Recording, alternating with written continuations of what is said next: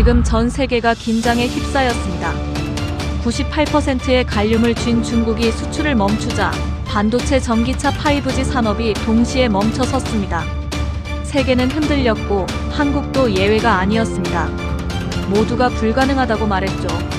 하지만 해보지 않고선 알 수 없었습니다. 울산의 한 재련소, 그들은 말 대신 불을 켰습니다.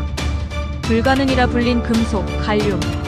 그 불빛이 다시 켜지던 순간 세계는 묻기 시작했습니다. 한국은 도대체 어떻게 해낸 거지? 지금 그 이야기가 시작됩니다. 저는 박도연입니다. 올해 나이는 52살입니다. 2023년 7월 어느 날 아침 울산 온산재련소 사무실에 앉아있던 저는 뉴스 속보 하나를 접했습니다. 중국이 갈륨과 게르마늄의 수출을 통제한다는 내용이었죠. 화면 속 아나운서는 담담하게 읽어 내려갔지만 제 손끝은 차갑게 식어가고 있었습니다. 그건 단순한 뉴스가 아니었어요. 제가 30년 가까이 몸담아온 이 산업의 숨통을 누가 쥐고 있는지를 확인하는 순간이었습니다. 갈륨이라는 물질을 아시나요? 반도체 제조에 필수적인 희소금속입니다. 전 세계 생산량의 98%가 중국에서 나옵니다. 게르마늄도 마찬가지였죠. 저는 그 숫자들을 이미 알고 있었습니다. 하지만 아는 것과 실감하는 것은 달랐어요. 그날 아침 그 숫자들은 더 이상 보고서 속 통계가 아니었습니다. 우리 산업 전체를 겨눈 칼날이었죠. 사무실 창밖으로 재련소의 굴뚝에서 하얀 연기가 피어오르고 있었습니다. 24시간 멈추지 않는 용광로의 열기가 공기를 흔들고 있었어요. 저는 그 풍경을 매일 보면서 일했지만 그날따라 그 연기가 불안정하게 느껴졌습니다. 마치 언제든 꺼질 수 있는 불꽃처럼 말이죠. 뉴스는 계속 흘러나왔습니다. 전문가들은 일시적 조치일 것이라고 분석했어요. 정부 관계자는 대체 공급망을 검토 중이라고 말했습니다. 하지만 현장에 있는 사람들은 알고 있었죠.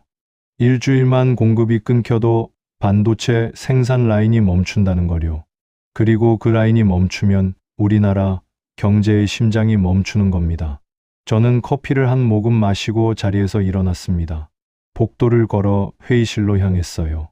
그날 오전 긴급회의가 예정되어 있었습니다. 회의실 문을 열자 이미 몇몇 동료들이 앉아 있었죠. 현장 엔지니어 최민석 차장도 그중 한 명이었습니다. 45살의 그는 저보다 7년 늦게 이 업계에 들어왔지만 기술에 대한 감각만큼은 누구보다 예리한 사람이었어요. 민석 차장이 저를 보더니 고개를 끄덕였습니다. 그의 얼굴에는 피로가 깊게 새겨져 있었어요. 아마 저와 같은 뉴스를 보고 밤새 잠을 설쳤을 겁니다. 우리는 말없이 서로를 바라봤죠. 그 침묵 속에 모든 말이 담겨 있었습니다. 회의가 시작됐습니다. 본부장이 상황을 설명했어요. 중국의 수출 통제가 즉각 발효된 건 아니지만 시장은 이미 반응하고 있다고 했습니다. 갈륨 가격이 하루 만에 30% 올랐다고 했죠. 우리 회사가 확보한 재고는 석 달치였습니다. 그 이유는 아무도 장담할 수 없었어요. 저는 회의실을 둘러봤습니다. 20명 남짓한 사람들이 앉아 있었어요. 연구원, 기술자, 관리자들이었습니다. 모두 이 분야에서 10년 이상 일한 사람들이었죠. 그런데 그날 그들의 얼굴에서 저는 처음 보는 표정을 발견했습니다. 무력감이었어요. 우리가 아무리 기술을 갈고 닦아도 원료 공급을 누군가 쥐고 있다면 무용지물이라는 걸 깨닫는 얼굴이었습니다. 회의는 2시간 넘게 이어졌습니다. 대체 공급선을 찾아야 한다는 의견이 나왔어요. 일본, 독일, 미국 등을 검토해야 한다고 했습니다. 하지만 모두 알고 있었죠. 그 나라들도 결국 중국산 원료에 의존하고 있다는 거요. 재고를 늘려야 한다는 의견도 나왔습니다. 그러나 그건 시간을 사는 것일 뿐 근본적인 해결책은 아니었어요. 민석 차장이 조용히 말했습니다. 이건 잠깐의 문제가 아닙니다. 이제부터는 기술이 무기입니다. 그의 목소리는 낮았지만 단단했어요. 회의실이 순간 조용해졌습니다. 모두가 그 말의 무게를 느끼고 있었죠. 회의가 끝나고 저는 현장으로 내려갔습니다. 재련소의 심장부였어요. 거대한 용광로가 섭씨 1000도가 넘는 열을 뿜어내며 돌아가고 있었습니다. 쇠가 녹는 냄새, 기계의 진동, 작업자들의 발소리가 뒤섞여 있었죠. 저는 이 소리들을 사랑했습니다. 이것이 우리 산업에 살아있는 증거였으니까요. 하지만 그날 그 소리들이 다르게 들렸습니다. 불안정하게 느껴졌어요. 마치 언제든 멈출 수 있다는 걸 예고하는 것처럼 말이죠. 저는 용광로 앞에 서서 오렌지빛 불꽃을 바라봤습니다. 그 빛은 아름다웠지만 동시에 위태로웠어요. 현장 작업자 한 명이 제게 다가왔습니다. 20년 넘게 이 공장에서 일한 김 반장이었어요. 부장님, 소문 들으셨죠? 그가 물었습니다. 저는 고개를 끄덕였어요. 현장에는 이미 불안이 퍼지고 있었습니다. 작업자들도 알고 있었죠.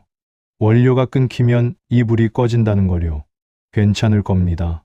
저는 그렇게 대답했습니다. 하지만 제 목소리에는 확신이 없었어요. 김 반장도 그걸 느꼈을 겁니다. 그는 아무 말 없이 고개를 숙이고 자기 자리로 돌아갔죠. 그날 저녁, 저는 늦게까지 회사에 남아 있었습니다. 자료를 뒤적이며 대안을 찾으려 했어요.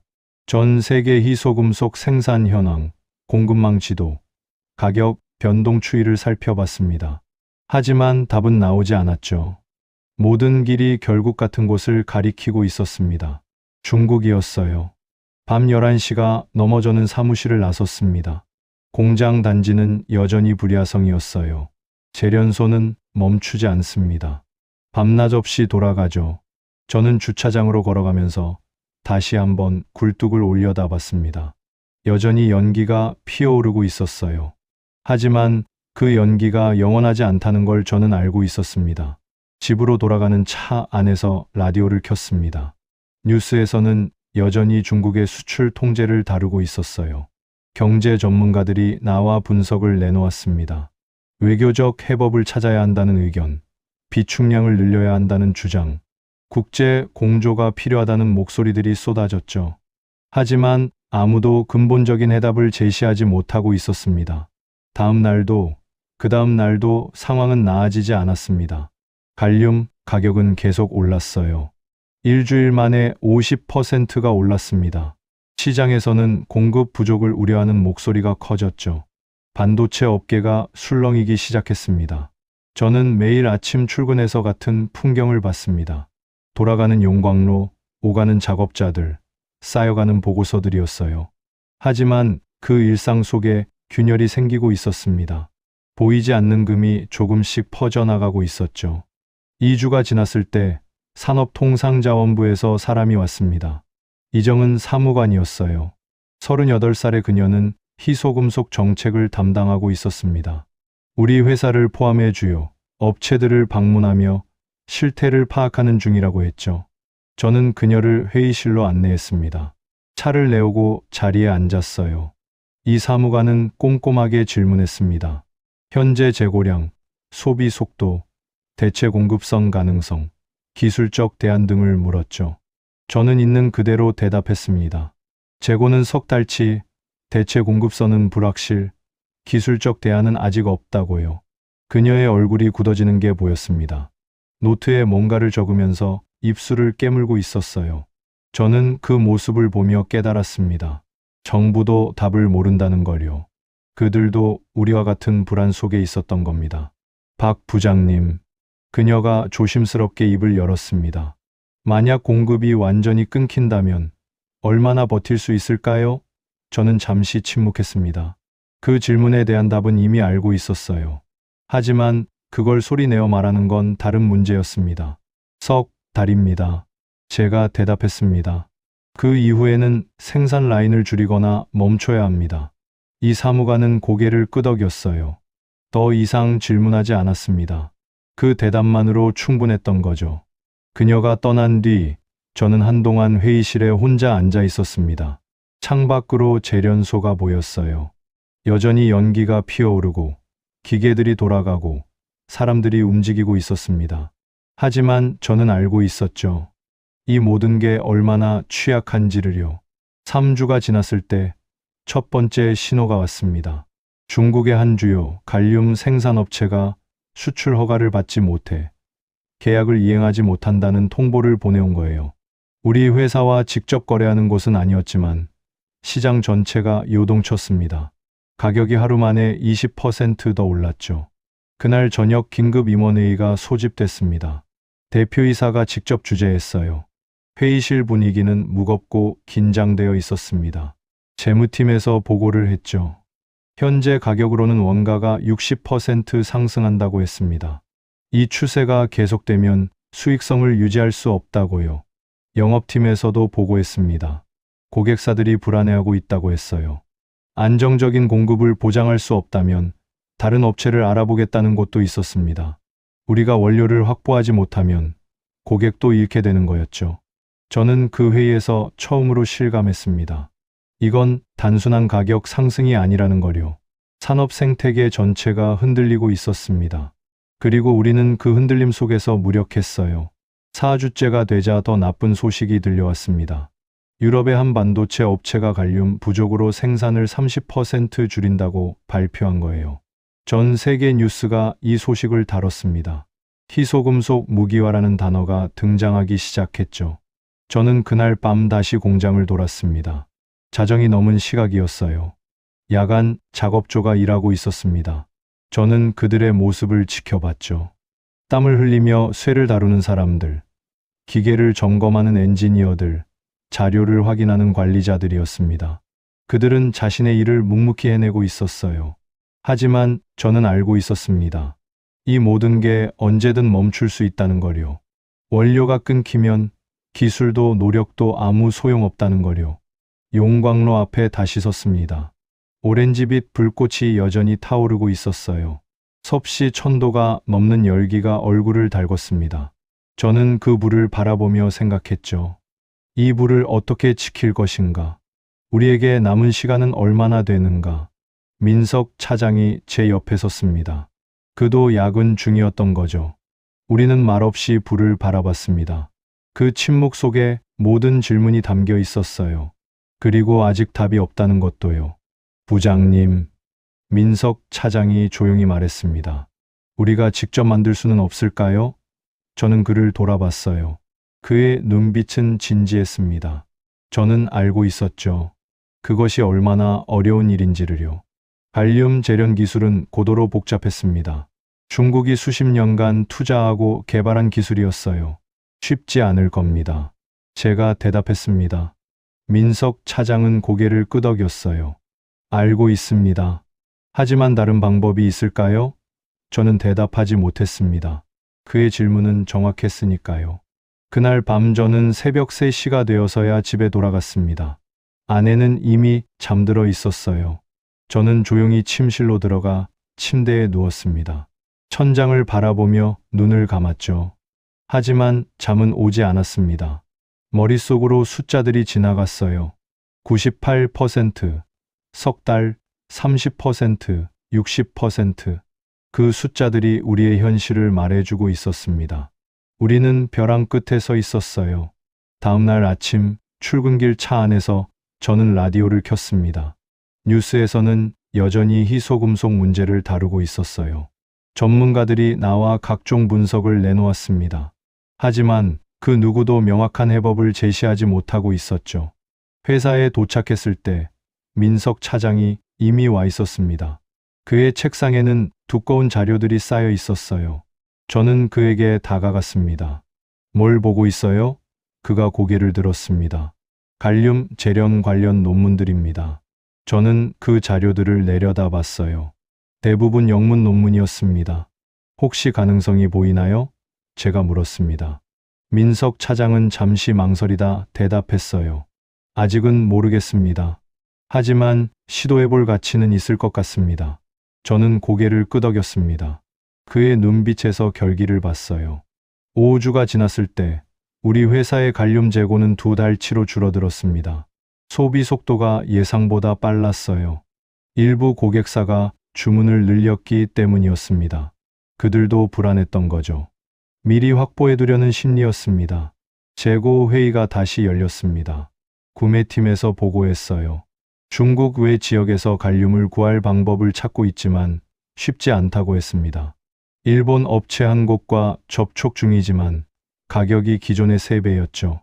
그마저도 물량을 보장할 수 없다고 했습니다. 저는 그 순간 깨달았습니다. 우리에게 선택지가 없다는 걸요.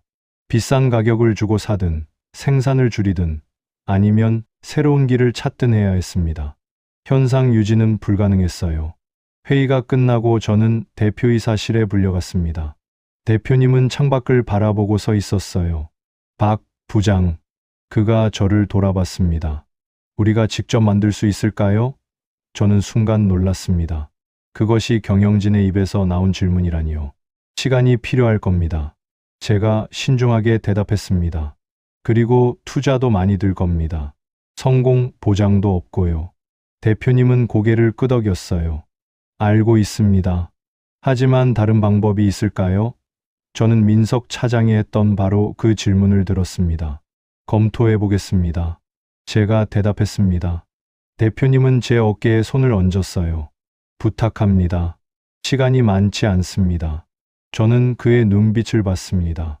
거기에는 불안과 기대가 섞여 있었어요. 그날 저녁, 저는 민석 차장과 함께 남았습니다. 우리는 회의실에서 자료를 펼쳐놓고 검토했어요. 갈륨 재련 공정, 필요한 설비, 기술적 난이도, 소요 시간, 예상 비용을 하나하나 따져봤습니다. 시간이 흐를수록 현실이 명확해졌습니다. 이건 단순한 프로젝트가 아니었어요. 우리 회사의 미래가 어쩌면 우리나라 산업의 일부가 걸린 도전이었습니다. 그리고 우리에게는 실패할 여유가 없었죠. 새벽 2시가 넘어서 우리는 회의실을 나왔습니다. 복도는 조용했어요. 대부분의 사람들이 퇴근한 시각이었습니다. 하지만 공장은 여전히 돌아가고 있었죠. 창밖으로 굴뚝의 연기가 보였습니다. 할 수 있을까요? 민석 차장이 물었습니다. 저는 그를 바라봤어요. 그의 얼굴에는 피로가 역력했지만 눈빛만은 살아 있었습니다. 저는 잠시 생각하다 대답했어요. 해야 합니다. 그 대답은 확신이 아니었습니다. 그저 선택의 여지가 없다는 인정이었죠. 우리는 벼랑 끝에 서 있었습니다. 뒤로 물러설 곳도 옆으로 비껴갈 길도 없었어요. 앞으로 나아가는 것만이 유일한 길이었습니다. 주차장으로 걸어가면서 저는 하늘을 올려다봤습니다. 별이 보이지 않는 밤이었어요. 구름이 하늘을 덮고 있었습니다. 저는 차에 올라타 시동을 걸었죠. 백미러로 재련소를 바라봤습니다. 여전히 불이 켜져 있었어요.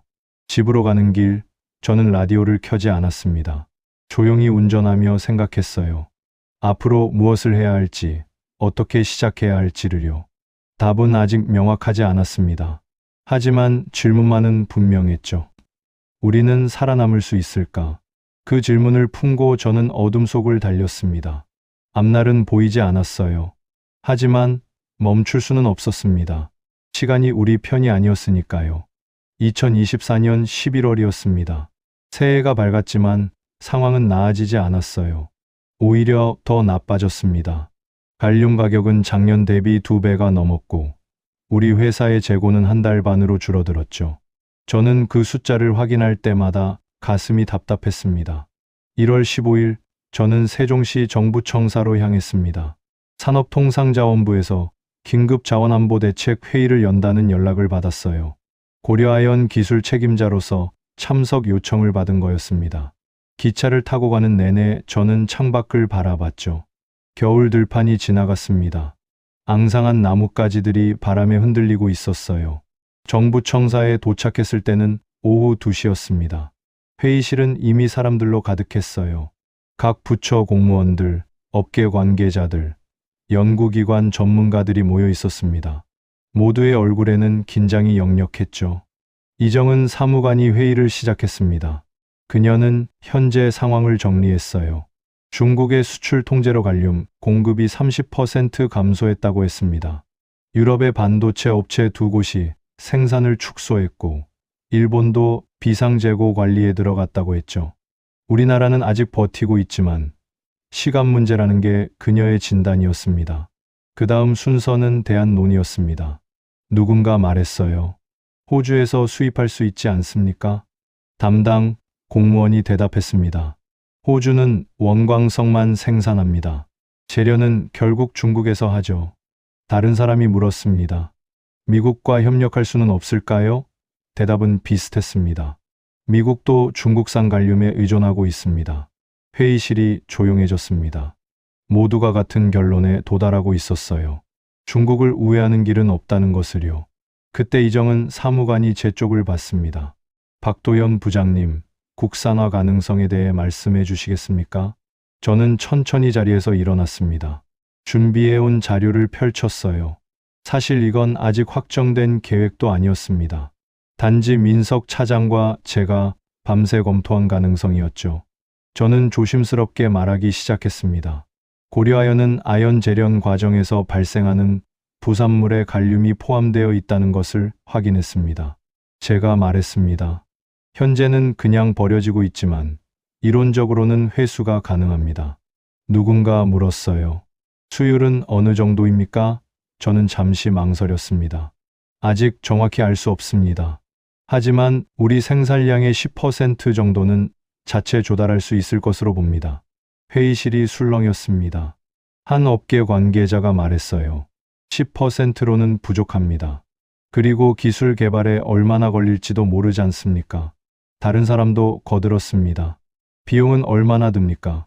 그걸 감당할 수 있습니까? 저는 그 질문들에 명확히 대답할 수 없었습니다. 아직 모르는 게 너무 많았으니까요. 하지만 저는 한 가지는 확신했습니다. 지금 시작하지 않으면 다음 위기는 더 빨리 올 겁니다. 제가 말했습니다. 외부에 의존하는 한 우리는 계속 취약할 수밖에 없습니다. 회의실이 다시 조용해졌어요. 제 말이 틀리지 않다는 걸 모두가 알고 있었습니다. 회의는 3시간 넘게 이어졌습니다. 결론은 명확하지 않았어요. 정부는 가능성을 타진하겠다고 했습니다. 하지만 예산 배정은 어렵다고 했죠. 민간 기업의 자체 노력이 우선이라는 입장이었습니다. 저는 그 말을 듣고 쓴웃음을 지었어요. 결국 우리가 알아서 하라는 뜻이었으니까요. 회의가 끝나고 복도로 나왔을 때 이정은 사무관이 제게 다가왔습니다. 박 부장님, 그녀가 조용히 말했습니다. 현실적으로 가능하다고 보십니까? 저는 그녀를 바라봤어요. 그녀의 눈빛에는 회의론이 아니라 간절함이 담겨 있었습니다. 해봐야 압니다. 제가 대답했습니다. 하지만 안 하면 확실히 안 됩니다. 이정은 사무관은 고개를 끄덕였어요.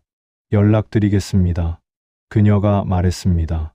비공식적으로라도 도울 방법을 찾아보겠습니다. 저는 감사하다는 말 대신 그냥 고개를 숙였습니다.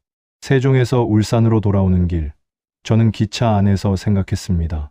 이제 선택의 순간이 왔다는 거요. 회의론자들의 말이 틀린 건 아니었습니다. 기술적으로 어렵고 비용이 많이 들고 성공 보장도 없었어요. 하지만 그렇다고 가만히 앉아 있을 수는 없었습니다. 울산에 도착한 건 밤 9시였습니다. 곧장 회사로 향했어요. 민석 차장에게 전화를 걸었습니다. 지금 회사에 있습니까? 네, 부장님. 실험실에 있습니다. 저는 실험실로 갔습니다. 민석 차장이 현미경 앞에 앉아 있었어요. 샘플을 분석하고 있었습니다. 어땠습니까? 그가 물었습니다. 저는 회의 내용을 간단히 전했어요. 민석 차장은 듣고 나서 한숨을 쉬었습니다. 예상했던 반응이네요. 저는 그 옆에 앉았습니다. 민석 차장, 제가 말했습니다. 우리가 할 수 있을까요? 그는 잠시 침묵했습니다. 그러더니 샘플을 가리키며 말했어요. 이게 어제 채취한 부산물입니다. 여기 갈륨이 0.02% 들어있어요. 미량이지만 있습니다. 그의 목소리에는 무언가가 담겨 있었습니다. 확신은 아니지만 가능성이었죠. 다른 나라들은 가동 멈췄다던데 우린 언제까지 버틸까요? 민석 차장이 조용히 물었습니다. 저는 대답하지 않았어요. 그 질문에 대한 답을 저도 모르고 있었으니까요. 우리에게 남은 시간은 1달 반이었습니다. 그 이유는 아무도 장담할 수 없었죠. 이건 실험이 아니라 생존입니다. 저는 중얼거렸습니다. 민석 차장이 저를 돌아봤어요. 저는 그의 눈을 마주쳤습니다. 해봅시다. 어차피 다른 길은 없습니다. 그는 천천히 고개를 끄덕였습니다. 다음 날 저는 대표이사에게 보고했습니다. 갈륨 자체 회수 공정 개발을 시작하겠다고요. 필요한 예산과 인력, 설비를 요청했습니다. 대표님은 자료를 꼼꼼히 살펴봤어요. 오래 시간이 흘렀습니다. 성공 확률은? 그가 물었습니다. 모릅니다. 제가 솔직하게 대답했습니다. 하지만 시도하지 않으면 확률은 제로입니다. 대표님은 창밖을 바라봤어요. 재련소에 굴뚝이 보였습니다. 그는 긴 한숨을 쉬고 나서 말했습니다. 승인합니다. 하지만 시간은 석 달입니다. 그 안에 가능성을 보여주십시오. 저는 그날 오후 기술진 전체 회의를 소집했습니다. 20명의 엔지니어와 연구원들이 모였어요. 저는 그들 앞에 섰습니다. 준비한 발표 자료는 없었습니다. 그냥 있는 그대로 말하기로 했죠. 우리가 직면한 상황은 여러분도 아실 겁니다. 제가 시작했습니다. 중국이 갈륨 공급을 통제하고 있고 우리는 한 달 반의 재고만 남았습니다. 회의실이 조용했어요. 오늘부터 우리는 갈륨을 자체적으로 회수하는 공정을 개발합니다. 쉽지 않을 겁니다. 어쩌면 실패할 수도 있습니다. 저는 한 명 한 명의 얼굴을 봤습니다. 불안, 회의, 피로가 섞여 있었어요. 하지만 우리가 하지 않으면 아무도 하지 않습니다. 이건 우리 회사만의 문제가 아닙니다. 우리 산업 전체의 문제입니다. 저는 잠시 멈췄습니다. 동참해 주시겠습니까? 침묵이 흘렀습니다. 그러다 민석 차장이 일어났어요. 하겠습니다. 그가 말했습니다. 다른 엔지니어도 일어났습니다. 저도요. 한 명씩 천천히 사람들이 일어났습니다. 마지막에는 20명 모두가 서 있었어요. 아무도 구호를 외치지 않았습니다. 박수도 없었죠. 다만 조용한 합의가 있었습니다. 2주가 지났습니다. 우리는 실험실에 새 장비를 들였어요. 부산물에서 갈륨을 분리하는 설비였습니다. 기존 공정 라인 한편에 작은 파일럿 플랜트를 만들었죠. 크기는 작았지만 그게 우리의 시작이었습니다. 첫 가동은 2월 초였습니다. 엔지니어들이 설비를 점검했어요. 저도 작업복을 입고 현장에 내려갔습니다. 용광로의 열기가 얼굴을 달궜죠. 민석 차장이 제 옆에 섰습니다. 준비됐습니다. 그가 말했습니다. 저는 고개를 끄덕이고 신호를 보냈어요. 엔지니어가 스위치를 눌렀습니다. 기계가 작동하기 시작했죠. 낮은 진동이 바닥을 흔들었습니다. 파이프 속으로 부산물이 흘러들어갔어요. 화학 반응이 시작됐습니다. 우리는 숨을 죽이고 지켜봤습니다. 30분이 지났어요. 1시간이 지났습니다. 첫 샘플이 나왔을 때 민석 차장이 그걸 받아들었어요. 우리는 분석실로 옮겨갔습니다. 샘플을 기계에 넣고 결과를 기다렸죠. 결과가 나왔습니다. 갈륨 함량은 0.1%였어요. 예상보다 낮았습니다. 수율도 기대치에 못 미쳤죠. 민석 차장의 얼굴이 굳었습니다. 이걸로는 부족합니다. 그가 말했습니다. 저는 알고 있었어요. 하지만 이건 첫 시도였습니다. 다시 합시다.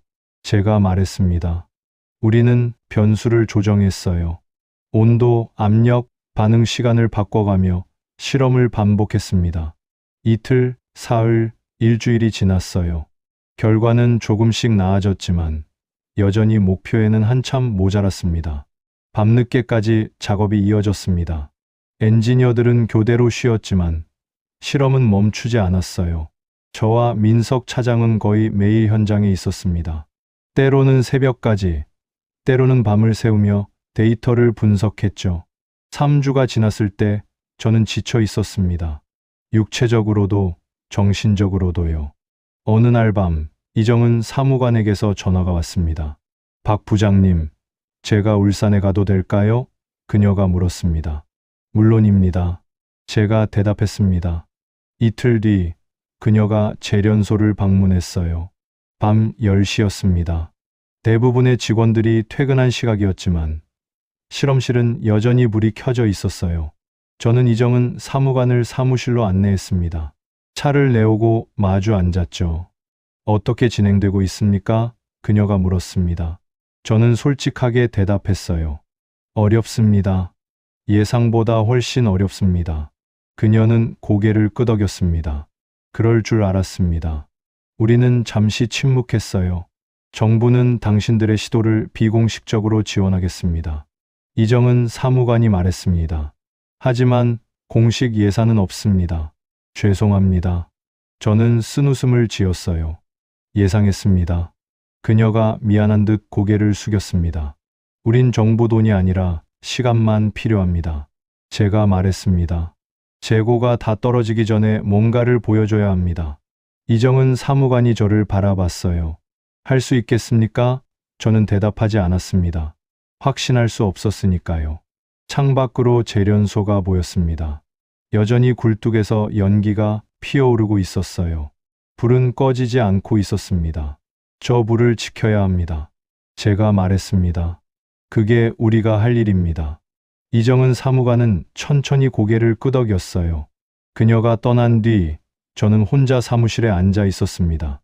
책상 위에는 실험 데이터가 쌓여 있었어요. 실패의 기록들이었습니다. 하지만 저는 그걸 버리지 않았습니다. 실패도 데이터였으니까요. 다음 날 아침, 저는 평소보다 일찍 출근했습니다. 실험실로 갔어요. 민석 차장이 이미 와 있었습니다. 그는 밤새 작업한 것 같았어요. 눈이 충혈되어 있었죠. 부장님, 그가 저를 봤습니다. 어제 마지막 실험에서 수율이 0.2%까지 올라갔습니다. 저는 깜짝 놀랐어요. 정말입니까? 그가 데이터를 보여줬습니다.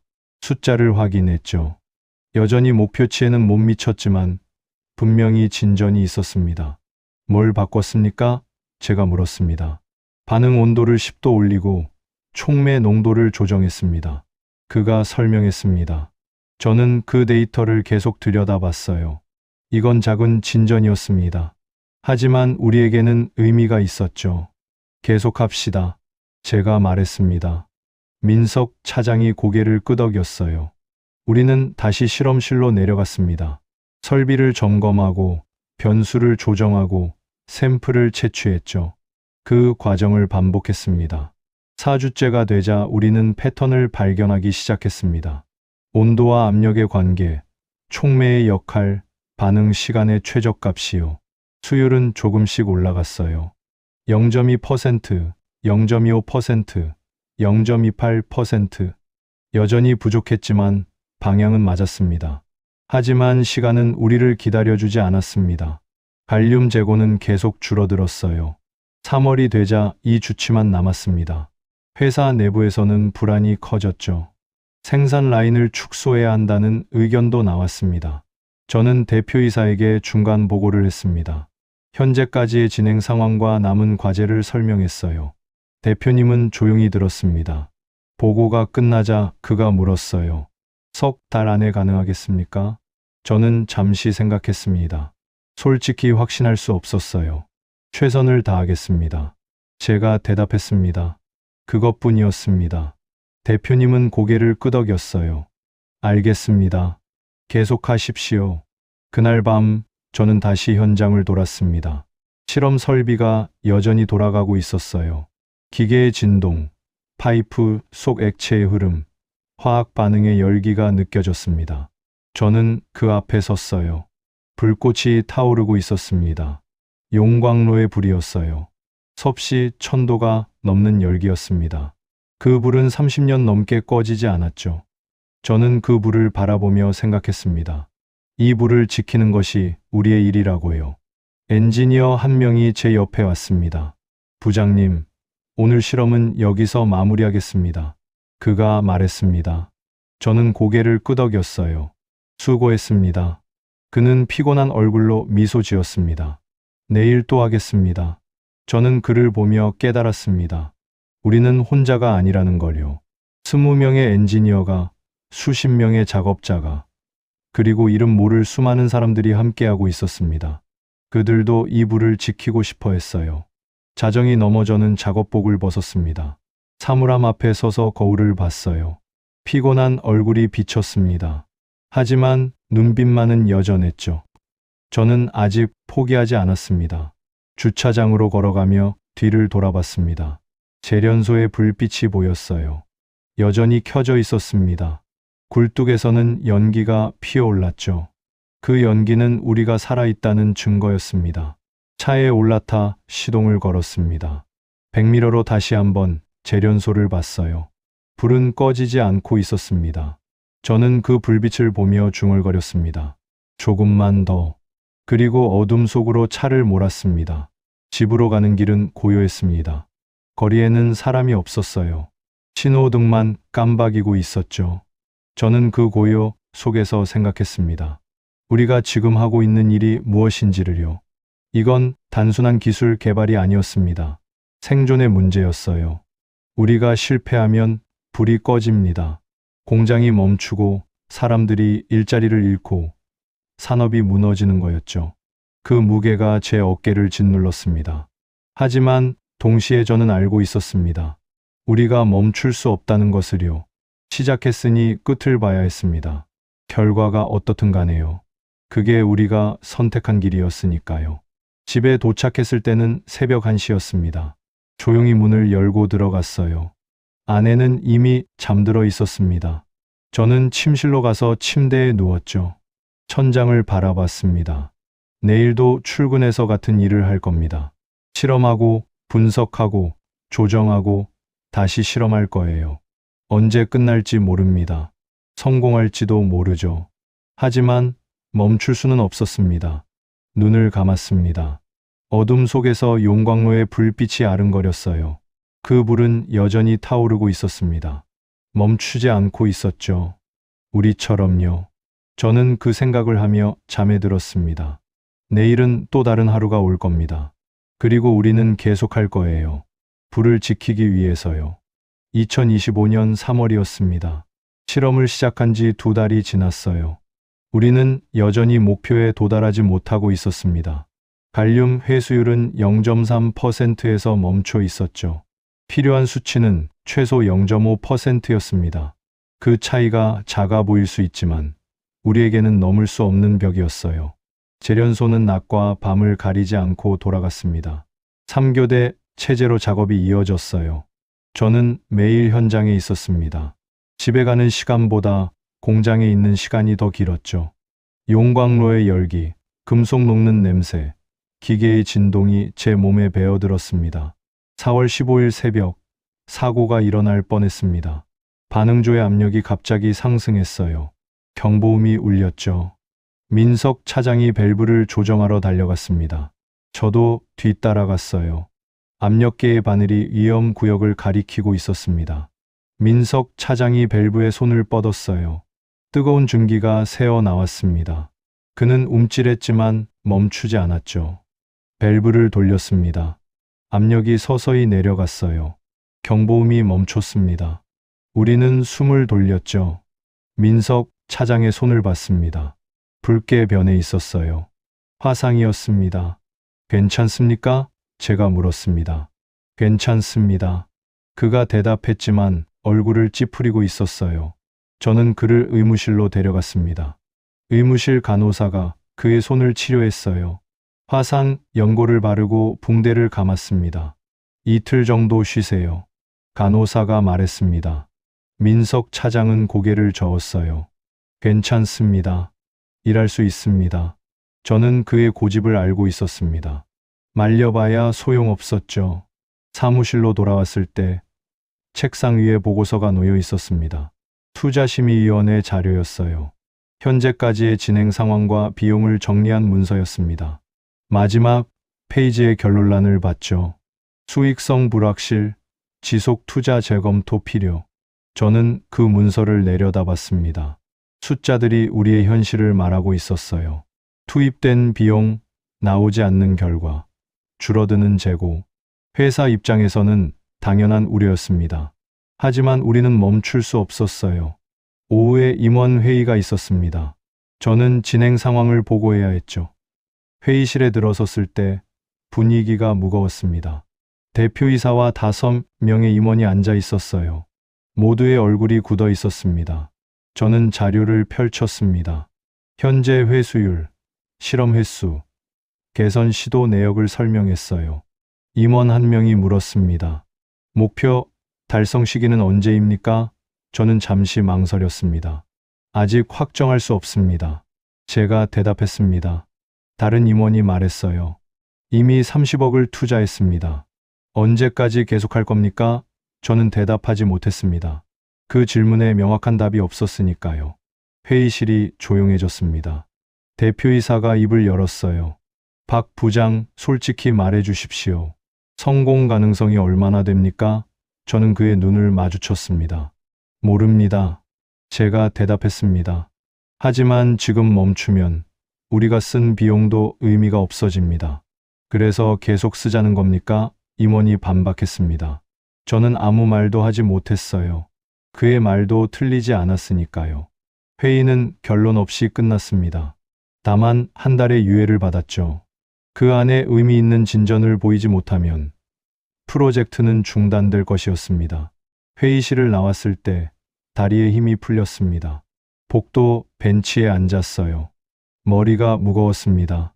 제가 무엇을 하고 있는지 알 수 없었어요. 이게 맞는 길인지 아니면 그저 고집인지 헷갈렸습니다. 그날 저녁 이정은 사무관에게서 전화가 왔습니다. 박 부장님, 그녀의 목소리가 낮았어요. 정부 보고서가 올라갔습니다. 내용이 좋지 않습니다. 저는 이미 짐작하고 있었습니다. 알고 있습니다. 제가 대답했습니다. 지금 멈추면 책임은 당신에게 갈 겁니다. 그녀가 조심스럽게 말했습니다. 저는 쓴웃음을 지었어요. 이미 알고 있습니다. 그녀는 잠시 침묵했습니다. 죄송합니다. 제가 더 도와드리지 못해서요. 저는 괜찮다고 말했지만 제 목소리는 공허했습니다. 통화를 끊고 창밖을 봤습니다. 재련소의 불빛이 보였어요. 여전히 타오르고 있었습니다. 하지만 그 불빛마저 불안정하게 느껴졌죠. 저는 중얼거렸습니다. 멈추면 더 큰 실패가 된다. 스스로를 다독이는 말이었습니다. 5월로 접어들었습니다. 날씨가 더워지기 시작했어요. 재련소의 열기는 더 견디기 힘들었습니다. 작업자들의 얼굴에는 피로가 깊게 새겨져 있었죠. 휴가를 내는 사람도 늘었습니다. 병가를 내는 사람도 있었어요. 5월 20일, 민석 차장이 쓰러졌습니다. 실험실에서 일하다 갑자기 주저앉은 거예요. 동료들이 그를 의무실로 옮겼습니다. 의사가 진찰했죠. 과로입니다. 당분간 쉬어야 합니다. 의사가 말했습니다. 저는 의무실로 달려갔어요. 민석 차장이 침대에 누워 있었습니다. 얼굴이 창백했어요. 눈을 감고 있었지만 잠든 건 아니었습니다. 미안합니다. 그가 조용히 말했습니다. 제가 약해서요. 무슨 소리입니까? 제가 말했습니다. 당신만큼 열심히 한 사람이 없습니다. 민석 차장은 눈을 떴어요. 부장님, 그가 말했습니다. 우리가 할 수 있을까요? 저는 대답하지 못했습니다. 그 질문은 저도 매일 스스로에게 던지는 것이었으니까요. 민석 차장은 일주일 동안 쉬어야 했습니다. 그의 빈자리는 컸어요.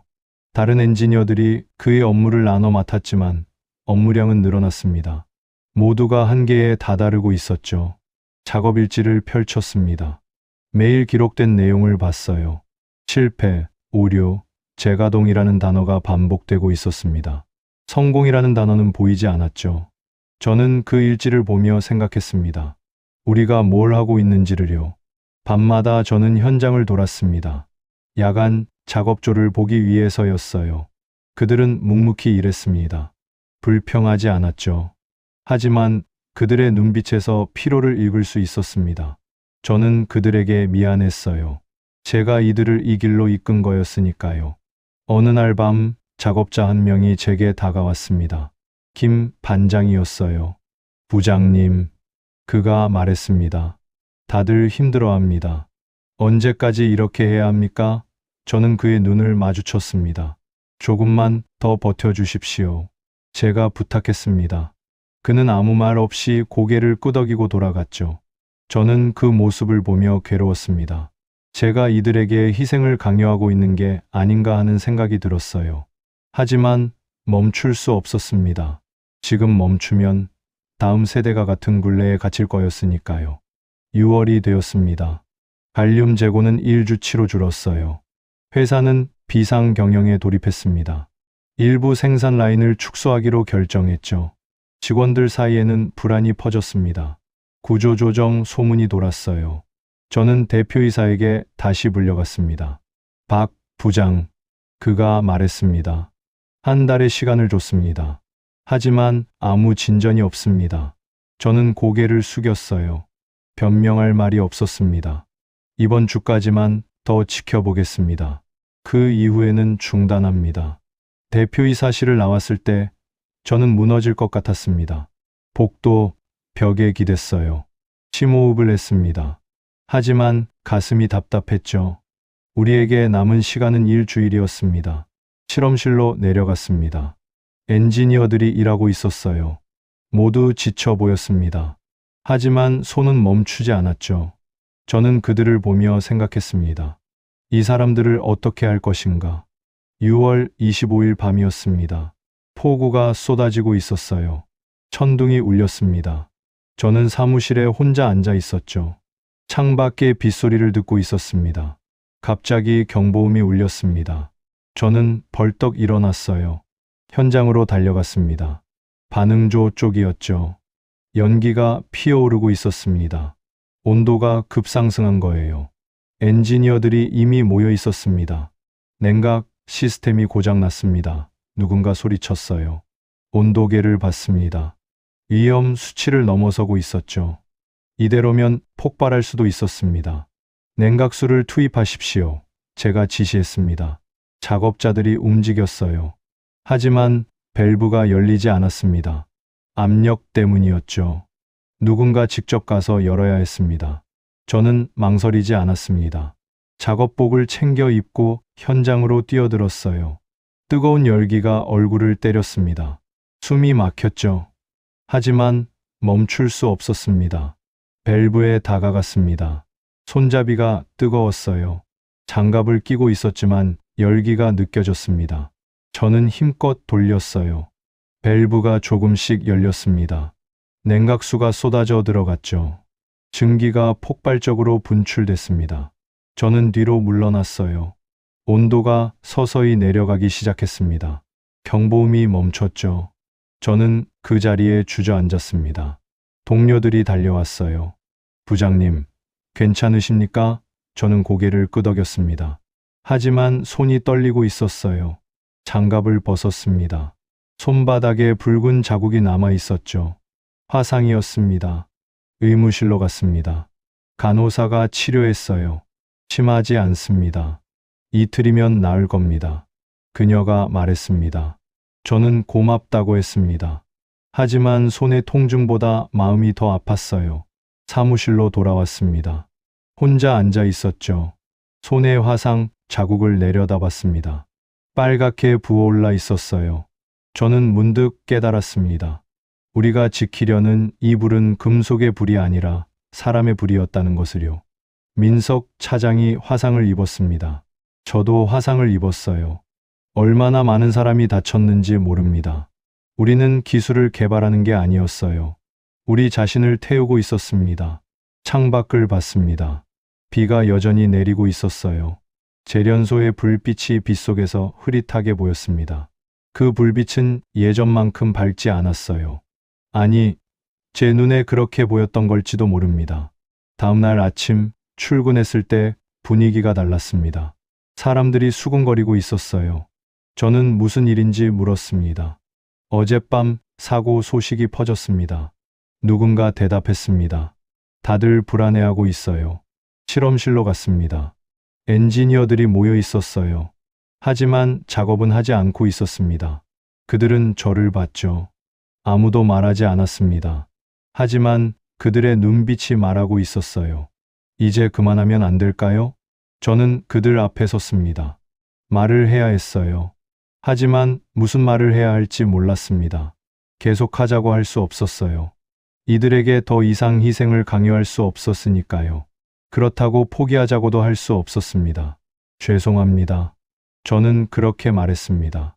여러분에게 너무 많은 걸 요구했습니다. 엔지니어들은 아무 말이 없었어요. 오늘 하루는 쉬십시오. 내일 다시 모이겠습니다. 저는 그렇게 말하고 돌아섰습니다. 사무실로 돌아왔습니다. 책상에 앉았어요. 손에 화상이 쑤셨습니다. 하지만 그 통증보다 마음이 더 아팠죠. 저는 이들을 지켜야 했는데 오히려 위험에 빠뜨렸습니다. 오후에 민석 차장이 찾아왔습니다. 일주일 만이었어요. 부장님, 그가 말했습니다. 들었습니다. 괜찮으십니까? 저는 손을 보여줬어요. 괜찮습니다. 당신은요?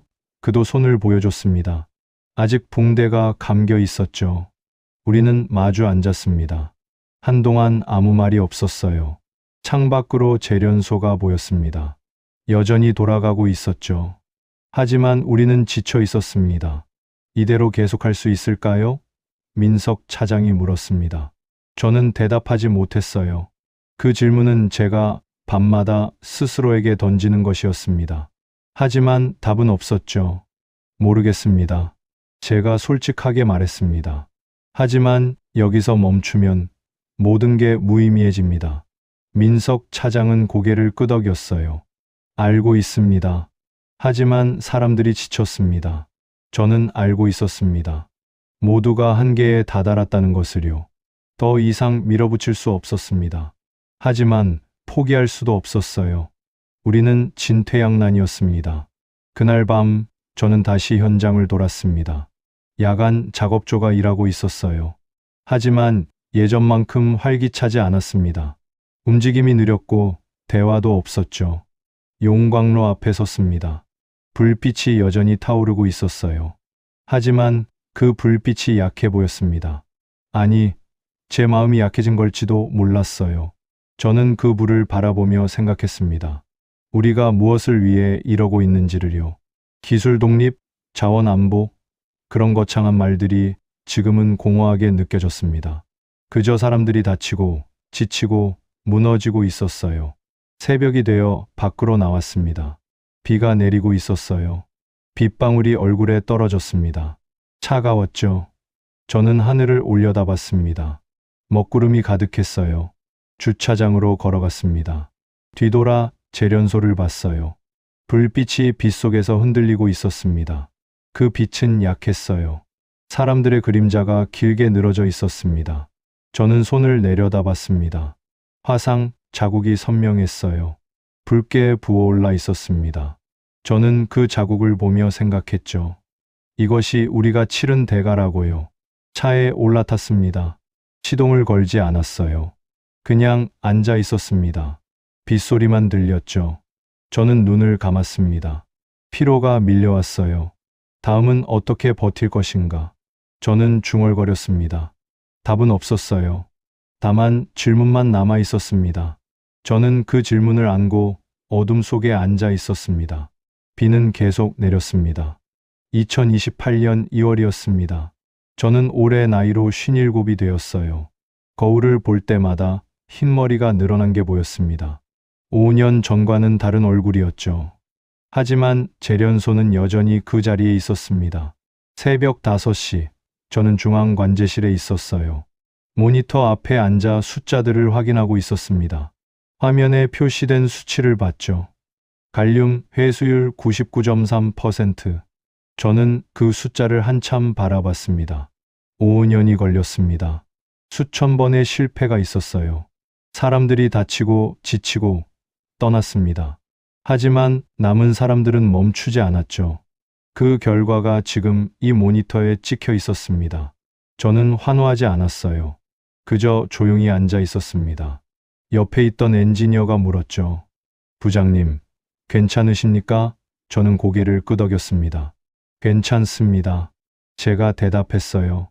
그 숫자가 의미하는 게 무엇인지 저는 알고 있었습니다. 이건 단순한 기술적 성공이 아니었어요.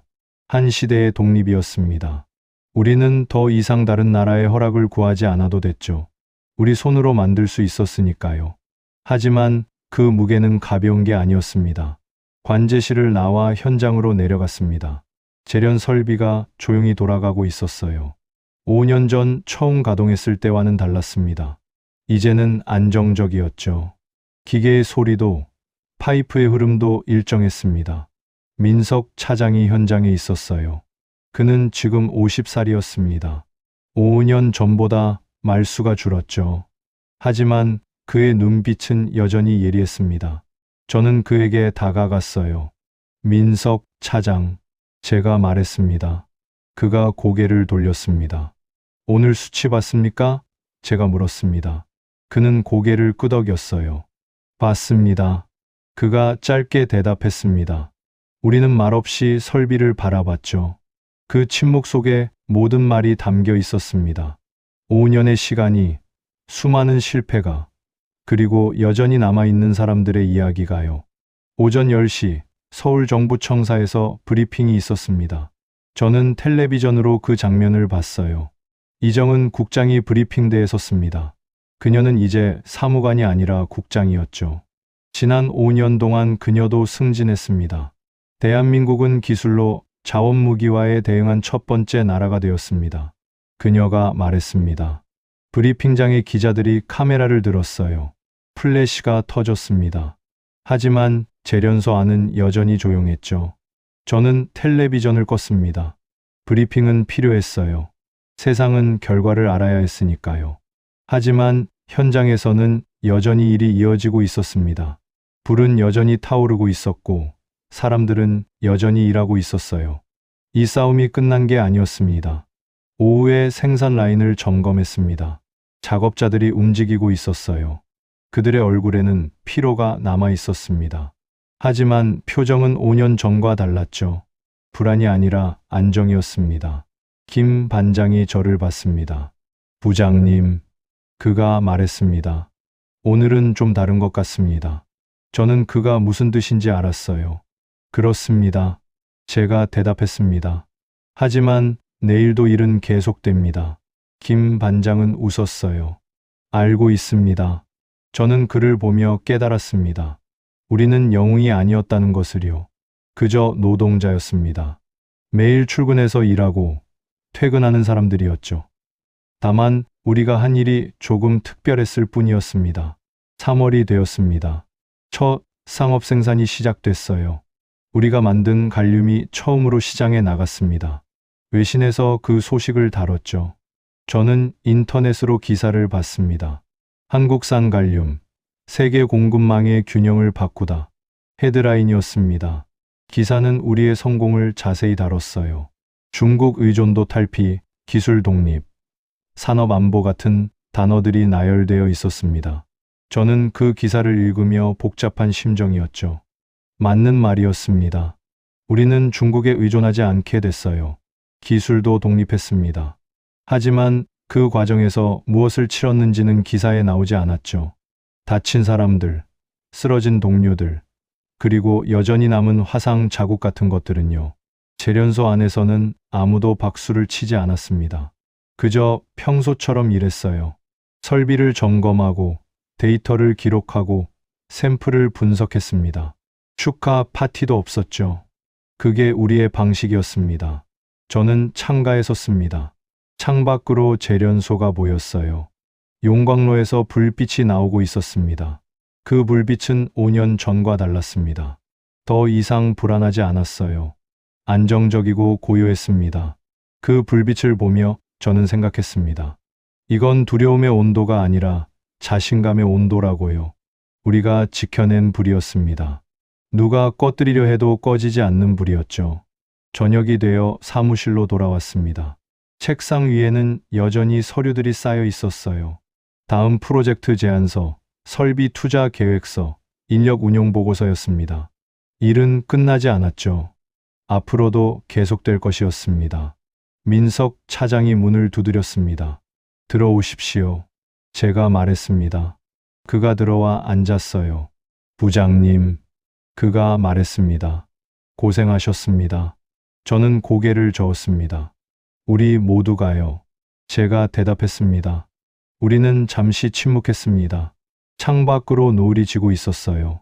하늘이 붉게 물들어 있었습니다. 끝났다는 느낌이 안 듭니다. 민석 차장이 말했습니다. 저는 그의 말에 공감했어요. 끝난 게 아니니까요. 제가 말했습니다. 그는 고개를 끄덕였습니다. 그렇죠. 이제 시작일 뿐입니다. 저는 그를 봤어요.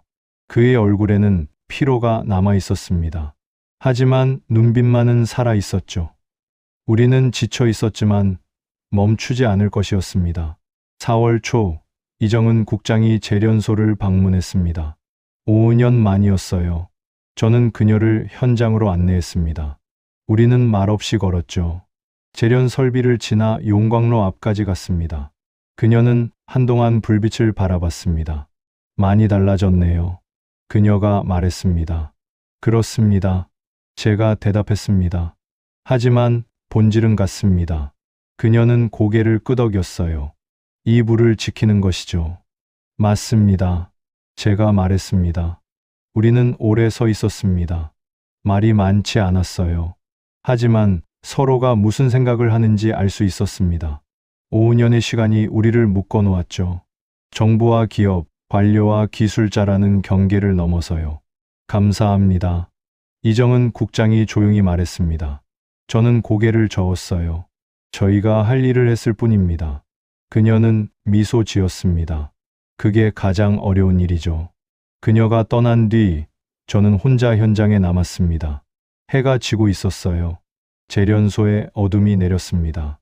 하지만 불빛은 여전히 밝았죠. 그 불빛 속에서 작업자들의 그림자가 움직이고 있었습니다. 저는 그 모습을 보며 생각했습니다. 이건 금속이 아니라 우리가 지켜낸 체온이었다고요. 사람의 온기였습니다. 5년 동안 식지 않고 타오른 마음이었죠. 밤이 깊어졌습니다. 저는 재련소를 천천히 걸었어요. 설비의 진동이 발밑으로 전해졌습니다. 기계의 소리가 귓가에 맴돌았죠. 이 모든 게 익숙했습니다. 30년 넘게 제 삶이었으니까요. 용광로 앞에 다시 섰습니다. 불꽃이 타오르고 있었어요. 섭씨 1000도가 넘는 열기였습니다. 하지만 이제는 두렵지 않았습니다. 이 불은 우리 것이었으니까요. 저는 손을 내려다봤습니다. 5년 전 화상 자국이 희미하게 남아 있었어요. 이제는 거의 보이지 않았습니다. 하지만 저는 알고 있었죠. 그 자국이 의미하는 걸요. 새벽이 가까워졌습니다. 저는 밖으로 나왔어요. 하늘이 조금씩 밝아지고 있었습니다. 재련소의 굴뚝에서 연기가 피어올랐죠. 하얀 연기였습니다. 그 연기는 천천히 하늘로 퍼져갔습니다. 저는 그 연기를 바라보며 생각했습니다. 누구도 보지 못한 밤의 불빛이 이 나라의 새벽을 열었다고요. 그 불빛은 화려하지 않았습니다. 조용했죠. 하지만 멈추지 않았습니다. 주차장으로 걸어갔습니다. 차에 올라타지 않았어요. 그냥 서서 재련소를 봤습니다. 불빛이 여전히 켜져 있었죠. 내일도 모레도 그 불빛은 켜져 있을 것이었습니다. 저는 문득 깨달았습니다. 우리가 만든 건 기술이 아니었다는 것을요. 방패였습니다. 보이지 않는 방패였죠. 조용하지만 단단한 방패였습니다. 누군가 우리를 위협해도 막아낼 수 있는 방패였어요. 그 방패는 화려하지 않았습니다. 뉴스에 나오지도 않았죠. 하지만 존재했습니다. 이 재련소에, 이 사람들 속에, 그리고 이 불빛 속에 존재했습니다. 차에 올라탔습니다. 시동을 걸었어요. 백미러로 재련소를 봤습니다. 새벽빛 속에서 굴뚝의 연기가 계속 피어오르고 있었죠. 저는 그 연기를 보며 천천히 차를 몰았습니다. 집으로 가는 길은 고요했습니다. 아직 사람들이 깨어나기 전이었어요. 거리는 텅 비어 있었습니다. 하지만 저는 알고 있었죠. 곧 해가 뜰 거라는 것을요. 신호등 앞에서 차를 멈췄습니다. 붉은 불이 켜져 있었어요. 저는 그 불을 보며 생각했습니다. 우리가 지킨 건 이런 일상이었다고요. 신호등이 켜지고 사람들이 출근하고 공장이 돌아가는 평범한 하루였죠. 초록불이 켜졌습니다. 저는 다시 차를 몰았어요. 집이 가까워졌습니다. 아내가 아침을 준비하고 있을 시간이었죠. 저는 조용히 집에 들어갈 것이었습니다. 현관문을 열었을 때 집안에서 불빛이 새어 나왔습니다. 따뜻한 불빛이었어요. 저는 그 불빛을 보며 미소 지었습니다. 이것도 우리가 지킨 것이었죠. 다녀왔습니다. 저는 조용히 말했습니다. 아내가 주방에서 나왔어요. 고생했어요. 그녀가 말했습니다. 저는 고개를 끄덕였습니다. 괜찮습니다. 제가 대답했습니다. 식탁에 앉았습니다. 아내가 준비한 아침이 차려져 있었어요. 뜨거운 국과 밥이었습니다. 저는 숟가락을 들었죠. 평범한 아침이었습니다. 하지만 그 평범함이 소중했어요. 밥을 먹으며 창밖을 봤습니다. 해가 완전히 떠올랐어요. 새로운 하루가 시작되고 있었습니다. 사람들이 움직이기 시작할 것이었죠. 공장도, 회사도, 학교도 돌아갈 것이었습니다. 저는 그 풍경을 보며 생각했습니다. 우리가 한 일이 무엇이었는지를요. 거창한 게 아니었습니다. 그저 이 일상을 지킨 것이었죠. 누군가의 위협으로부터, 불안으로부터, 두려움으로부터요. 밥을 다 먹고 방으로 들어갔습니다. 침대에 누웠어요. 피곤했습니다. 하지만 마음은 편안했죠. 오늘도 불빛은 켜져 있었습니다. 내일도 켜져 있을 것이었습니다. 눈을 감았습니다. 어둠 속에서 재련소의 불빛이 아른거렸어요. 그 불빛은 조용했습니다. 하지만 꺼지지 않았죠. 우리가 지킨 불이었습니다. 앞으로도 계속 지킬 불이었습니다. 저는 그 생각을 하며 잠에 들었습니다. 평온했어요. 5년 만에 처음으로 편하게 잠들 수 있었습니다. 우리가 해냈다는 생각 때문이 아니었습니다. 우리가 계속할 것이라는 확신 때문이었죠. 창밖으로 햇빛이 들어왔습니다. 따뜻했어요. 새로운 하루의 빛이었습니다. 그 빛 속에서 이 나라는 돌아가고 있었습니다. 조용히, 그리고 단단하게요. 우리가 만든 방패는 보이지 않았습니다. 하지만 존재했어요. 울산의 재련소에서, 서울의 사무실에서, 그리고 이름 모를 수많은 현장에서 존재했습니다. 그 방패는 조용했습니다. 하지만 우리를 지키고 있었죠.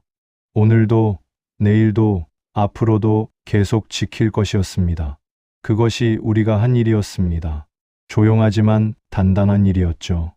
하늘을 향해 피어오르는 하얀 연기처럼 우리의 이야기는 조용히 이어질 것이었습니다.